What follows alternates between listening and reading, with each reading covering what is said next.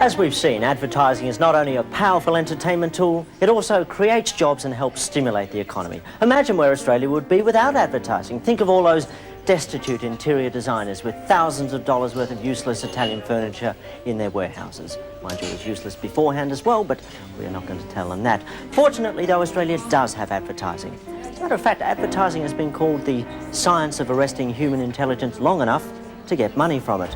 Well, ha ha ha. Some people are cynics. I'm not one of them. Indeed, advertising is a science and an art, and a most demanding art. And to discuss some of the tricks of those art, we have with us tonight one of Australia's foremost exponents of the art of advertising. Will you please welcome Simon Reynolds. Simon. Simon, you of course, you know the Grim Reaper, of course. You know, and do you know Toby, the lung cancer fish? G'day, how are you? It's nice to get together, isn't it?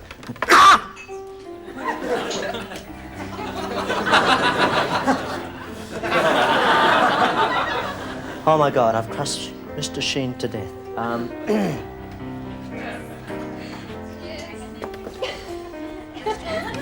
Sorry about that, sorry. Oh, it's good you're here. Well, Simon, what's advertising like as a job? Well, it's not quite as glamorous as it's made out to be. It's pretty boring most of the time. Seriously? I mean, I'd always thought, you know, it was like cocaine done with mirrors, you know, the whole thing. Yeah, I wish it was, actually. I went into it for all that, but it didn't really happen. It's just kind of short deadlines, pressure, and you know, that kind of stuff. But tension. That's right. Live fast, die wealthy, that sort of thing. Right, you started when you were 16. When you were 22, I think you moved to Gray's as creative director. 21, yeah. 21, and you're on 100,000 a year, which at the time I remember created a big furore. Yeah, it did, actually. People were saying, well, he's so young. I mean, you know, what would that jerk know? They're probably right, actually. But you weren't going to tell them then. No way, not 100 grand. It did, but it surprised me because for a creative director, that actually wasn't a high wage. Obviously, for someone that young, it was a high wage. But I think, you know, advertising is a very bitchy business. And I know. And a lot of people were slamming it so they could steal Gray's accounts. It was all pretty pathetic, really. Yeah, yeah. What is a high wage for a creative director? Well, a creative director now, I mean, they keep this very secret, but I'll expose it right now. Fabulous. More investigative journalism. Big multinational agency now. I know a few creative directors on over 300 grand, actually. God. So it's quite a lot of money. But you still get creative directors down on, you know, sweeping the streets on 120. But they're obviously not too happy about it. It's a tough life, but someone has to lead it, I suppose. Well, can you tell me some of the campaigns you've worked on?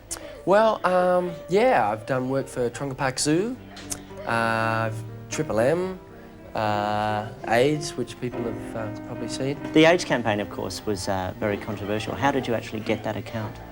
Well, we had to pitch against about 10 agencies. And of course, Ida Buttrose was in charge of all that. You gave a lip service, I suppose. Yeah, we crawled right up there. Yes. And that's my boy, yes.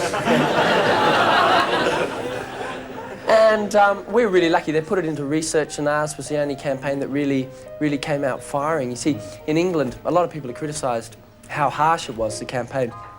But the English had spent about £8 million over the last 2 years trying to advertise AIDS awareness in a really weak way, and it hadn't worked. So the strong way, even though it wasn't palatable, was the best way to go.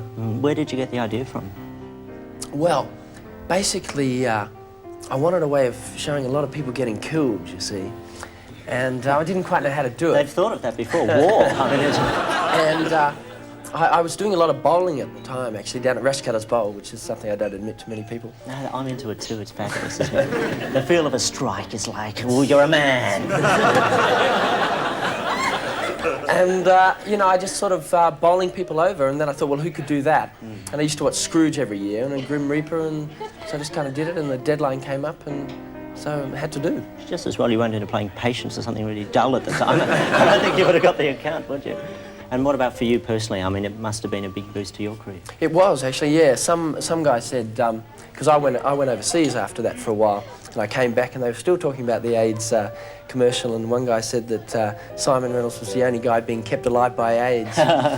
But yeah, it's done my career a lot of good in PR sense. There's a lot of criticism of advertising too, which I'm sure you've encountered, although maybe the critics don't actually move in the same financial circles as you. It's hard to say. I mean, how do you counter criticism such as ads pursue sexist stereotypes? The really interesting thing is that it's the other media that creates stereotypes. Advertising is such a small slice of everybody's day that they can't possibly. For instance, it's things like Clio that makes women feel act the way they do rather than particular ads that they read in Clio. You know, like most men's sex lives have been ruined by Cosmo and Clio. There was a time when, you know, you could... I'm still looking for my staples. You can make love to a woman, you know, anyway, and she'd be reasonably happy. Now it's G-spots and multiple orgasms, or, you know, you're a Dudley. And God pray they don't discover the other 25 letters in the alphabet. We'll never get down to sex. And it's the magazines and it's the movies that are changing stereotypes more than advertising. What makes a bad ad? Well, I think a bad ad is an ad you don't remember, really. And that's most of them, unfortunately. Any outstanding examples of ads you don't remember? Well, you don't remember.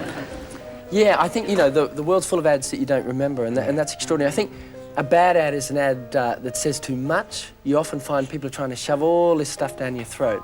And more often than not, it's the really simple ads that work, because people don't want to see ads. So if you want to get something into the memory of someone who doesn't want to hear it, you say it simply. Well, what makes a good ad?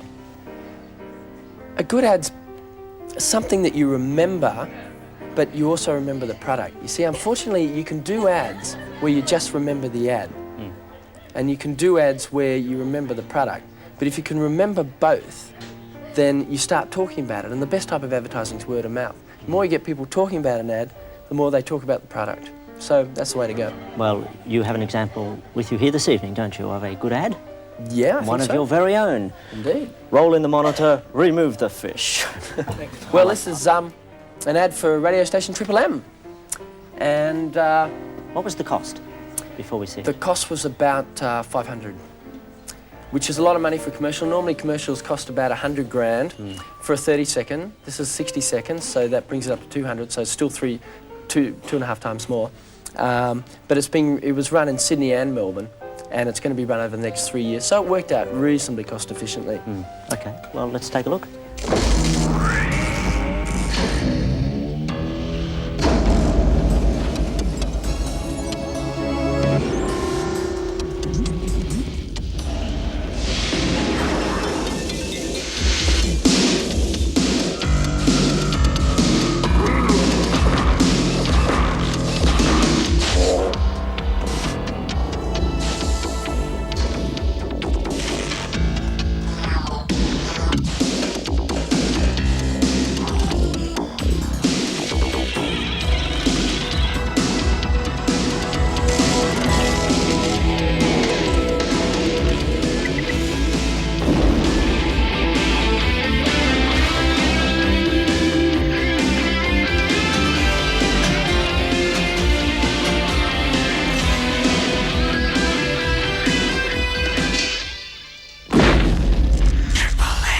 Well, worked for me. It's an ad for batteries, right?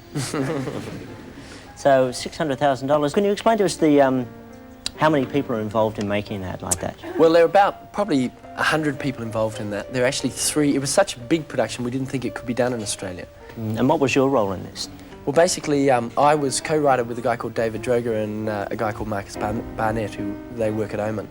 And once we did the script and got it approved, we just oversaw the production. Well, when you say a script, it beats me how you write a script for that. You know, man sucks up ears. How do you do it? How do you go about that? Well, this was a really weird ad because normally, you know, when you're doing soap powder, it's really easy what you've got to say. Here, we didn't have anything to say. So basically, we just thought of a whole lot of strange images. Then, when we were told just how much money we had to spend, we threw the first lot out because they didn't cost enough. Does that involve one man in a park saying, "Listen to Triple M"? So we had to think of, you know, ways of spending the money, really.